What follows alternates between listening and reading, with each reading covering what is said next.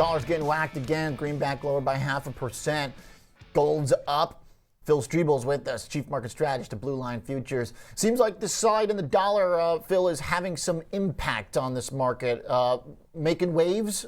What do you think? Oh, definitely. I mean, the dollar index finally breaking down, and I still think that it's probably a pretty crowded trade on the long side. So I think it's going to have some more unwinding to do.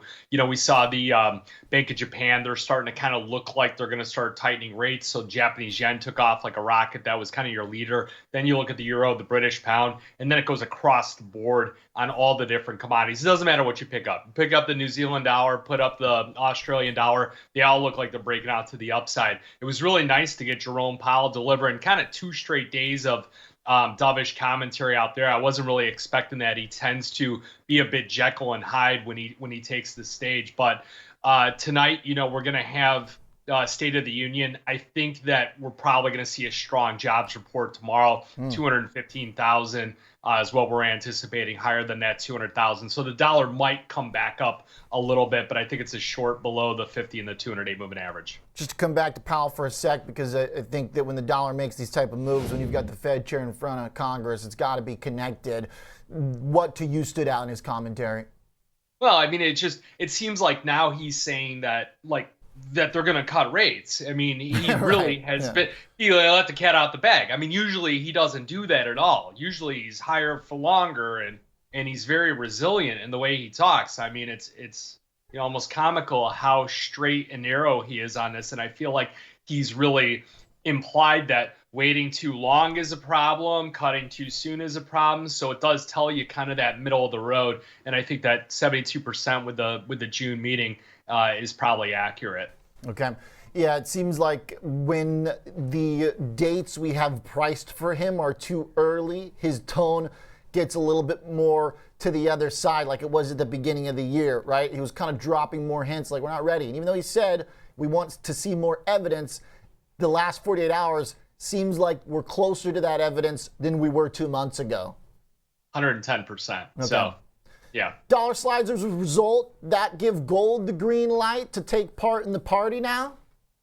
Man, I don't know, because, okay, the the gold market's already moved $130 in 5 days, and it's all outflows. We had $5.7 billion in ETF outflows year to date, 9 straight months of ETF outflows. Who's selling. buying it? So it's short covering, really. I mean, I think it is. It's really just the shorts are running for the hills. Now, when that first interest rate cut does happen, since 1990, gold futures have rallied 6% within the first 30 days. This study that we conducted.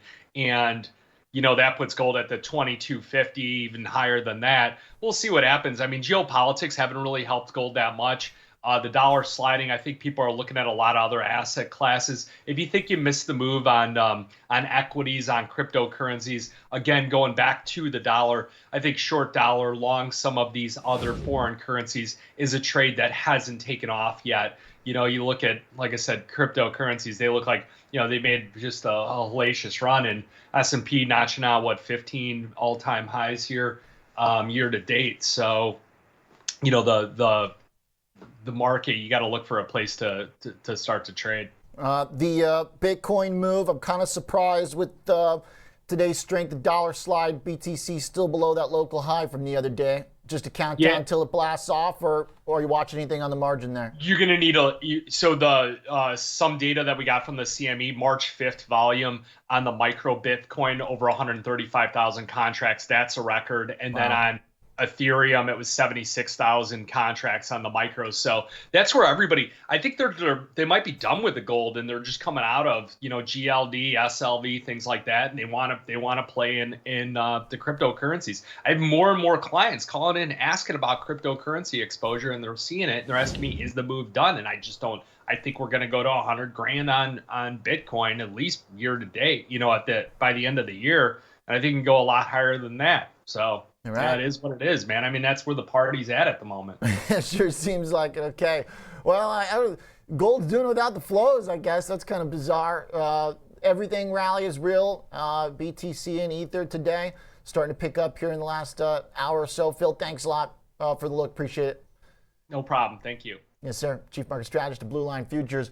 Let's go check out that new Rivian.